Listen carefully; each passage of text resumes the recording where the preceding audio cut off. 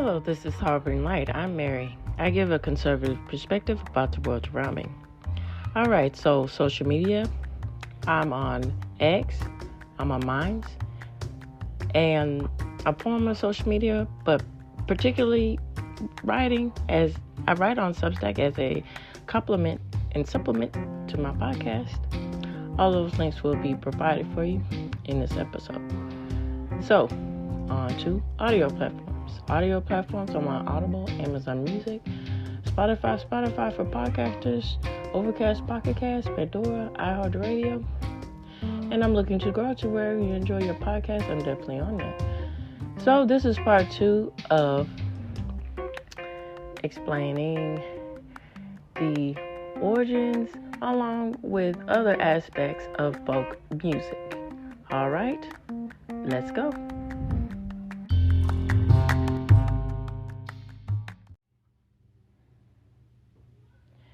Where a folk song originated is rarely known to its community, and thus the anonymity of the creative process was once considered a major criterion of folk music identification. It has become clear, however, that folk songs and other pieces are the results of individual creation, either by villagers or by professionals, or church musicians whose work is somehow taken up to folk culture. The repertoire of a folk community probably always includes songs of very diverse origins.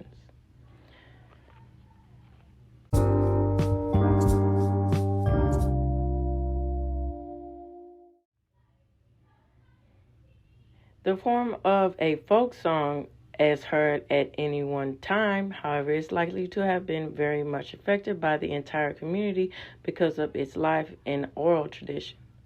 Once introduced, a song could be easily dropped from the repertoire. More likely, however, as it was passed from parents to children and to friends and associates and co-workers, it could be changed. Numerous influencers acted on the song, including creativity, forgetfulness, previously learned songs, and stylistic expectations. As a result, it might become shorter or more like new styles of popular or church music. For example, any new song would be likely to undergo this process of communal recreation. An important characteristic of a song or piece in traditional folk culture is thus its independence on acceptance by a community. That is, by village, nation, or family, and its tendency to change as it passes from one individual to another and performed.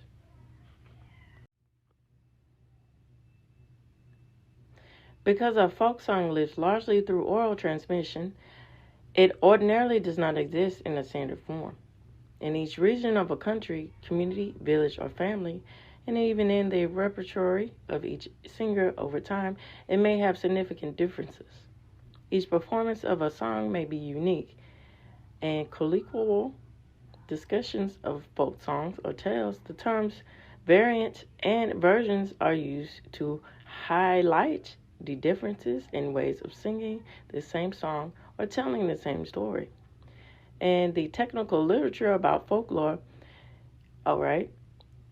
the terms, versions, variant, and form may be used to express degrees of relationships, much along the lines of telling stories and fables and so forth. From my point of view, is the explanation of this, of what it's saying. But please feel free to make comments, email me, or find me on social media, or or you can email me. Well, email me, I said that already, excuse me. Or you can communicate with me on Substack.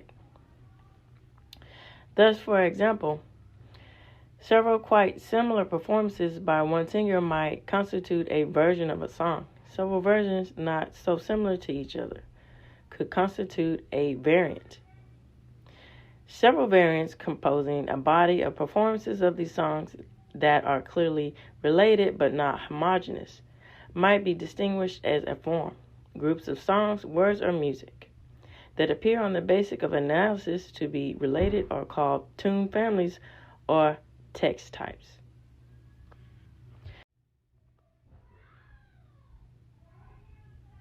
Now, studied by Ivar Compington, is a collection of 800 renditions in nations throughout Europe and Americas, as accompanied by H. Bronson, assembling all available versions of the English ballad Barbara Allen, which found 198 versions of stories sung in the English-speaking world, accompanied by tunes belonging to 3 tune families. Now, there are audio recordings of 5 renditions of Barbara Allen from collections at the Library of Congress. And the development of variants, for example, a song with 4 musical lines, ergo A, B, C, D, may lose 2 of these lines and take on the form A, B, A, B. In turn, 2 lines may be substituted for the initial 2, giving to a form EFAB. Folk tunes also change when they cross ethnic or cultural boundaries. A German variant, for example, may exhibit characteristics of German folk music, while its variant in the Czech Republic, although recognizably related, will assume the stylistic traits of Czech folk music.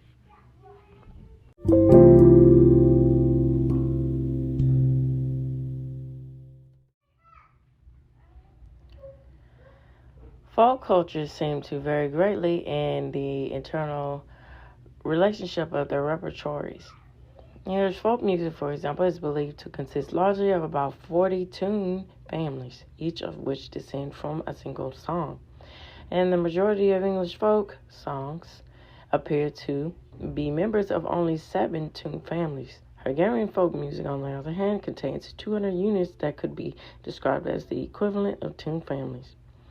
In the folk music of Eastern Iran, some types known with the widely loved quatrain type are all sung to versions of a single tune.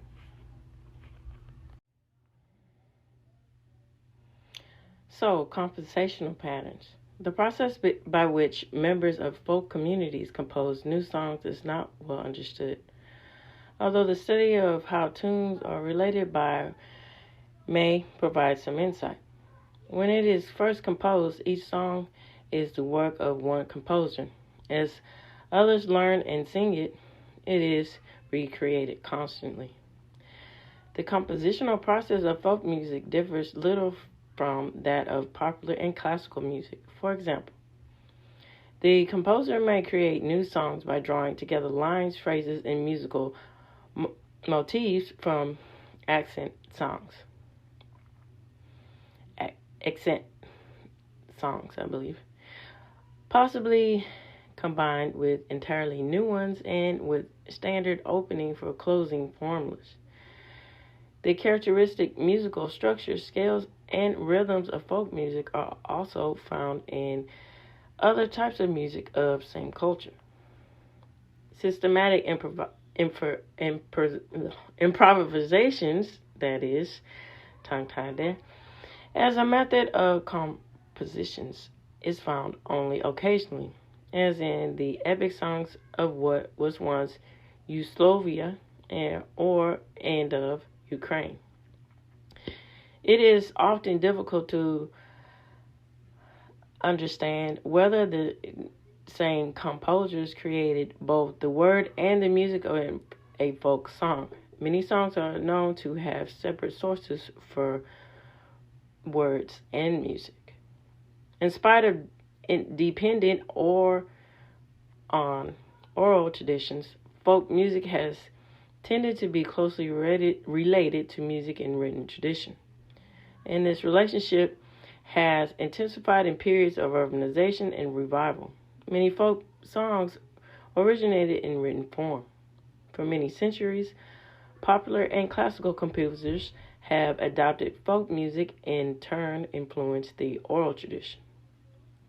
Music from art music culture, such as Franz Schubert's song Little Moreland Rose or the Linden Tree, and arias from Mozart's The Magic Flute, found their way into folk tradition. A modern analog of written tradition recording substantially influenced the oral tradition as folk singers could hear various arrangement of folk music in private and commercial recordings. Thus, the transition of folk music has not been an isolated process, but one intertwined with other kinds of musical transmissions. Tunes often migrate between neighboring countries.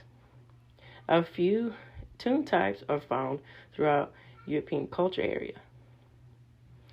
And textual types, such as ballad stories, are more widely distributed than tune types. Each country, however, tends to have a repertoire of its own, with stylistic features, as well as tunes that are not shared with neighbors.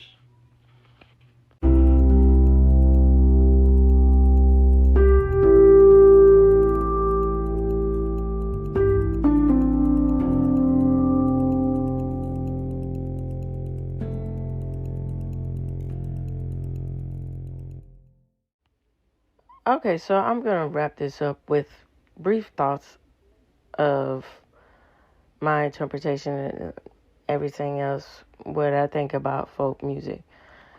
I think folk music showcases how